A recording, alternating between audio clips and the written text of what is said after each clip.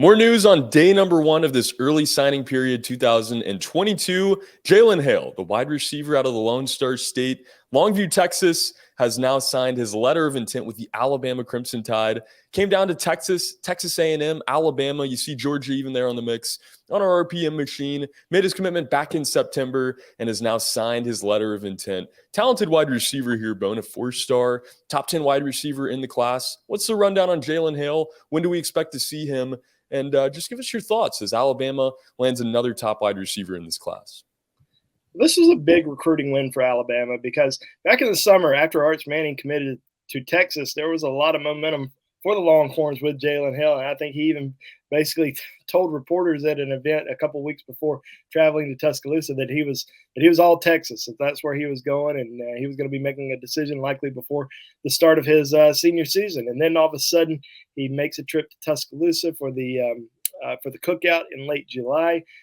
Momentum started to shift a little bit in Alabama's favor. I think he really, built a strong connection with Alabama wide receivers coach Holman Wiggins.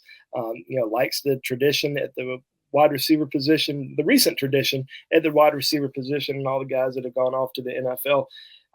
This was probably, one of the, in my opinion, one of the most surprising recruiting wins of the recruiting cycle for the Crimson Tide, just because he's a Texas kid, Texas A&M, really wanted him, put a lot of pressure on him to stay home.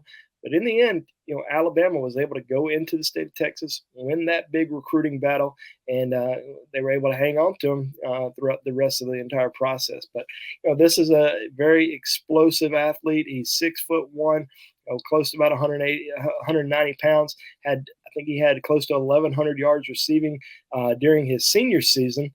There it is, 1,148 yards receiving, 16 touchdowns. One thing that really stands out about him is his hands. I mean, everything that is thrown his way, he catches it. And it's been really impressive to watch, just about every single Friday night. And I think he's going to be one of these guys that's going to come into Tuscaloosa and have a tremendous career. We've seen a lot of great wide receivers at Alabama, and the way that they've recruited the last two recruiting cycles at the position, I think, that room in Tuscaloosa at the athletic facility is going to be extremely talented. And, we've seen some guys that have transferred out, Christian Leary, JoJo Earl. But there's a lot of really good talent coming back, and there's a lot of really good talent coming in, and he's certainly one of those guys. Oh, there's no question. Jalen Hale, one of the best wide receivers in this class. But like you said, so much talent in Tuscaloosa right now. And we saw guys like Kobe Prentice, Kendrick Law, even Aaron Anderson get their chance this season. Is Jalen Hale the kind of guy that is able to start or, get the amount of playing time he's looking for in year number one? Yeah, and then, there's another one I forgot about Aaron Anderson. I was just thinking about the sophomores, but Aaron Anderson, another guy that has transferred out. But yeah, I mean, listen, I think a lot's going to kind of depend on who ends up coming back. Does Jermaine Burton come back for another season? I know there were reports out there earlier this month that he was coming back, but I think it's still kind of up in the air. What he's going to do. But there's definitely a lot of guys who are going to be sophomores next year that are going to have a great opportunity to continue to contribute on Alabama's football team. And there's a lot of really good freshmen coming in, and most of these guys are early enrollees. So who's going to step up? Who's going to step up during the spring, during summer workouts, during 7-on-7? Who's going to build that connection with the next quarterback at Alabama? And once you get into fall camp, who's going to potentially be that breakout star or even a breakout freshman, because there's a really good freshman class coming in. Malik Benson, top JUCO wide receiver in the country, top JUCO player overall, also coming in. So there's going to be a lot of talent there.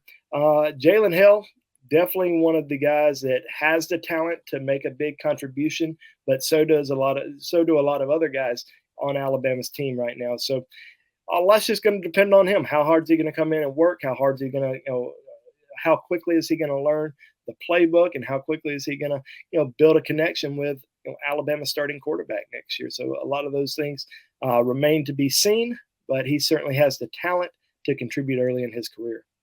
He certainly does. The number 10 wide receiver here in this 2023 class, 6 foot, 185 pounds, going to look and make an impact with the Crimson Tide as early as he can. And guys, for all the latest on Jalen Hale and everything going on in this crazy first day of the signing period, you're going to want to check us out on BamaInsider.com.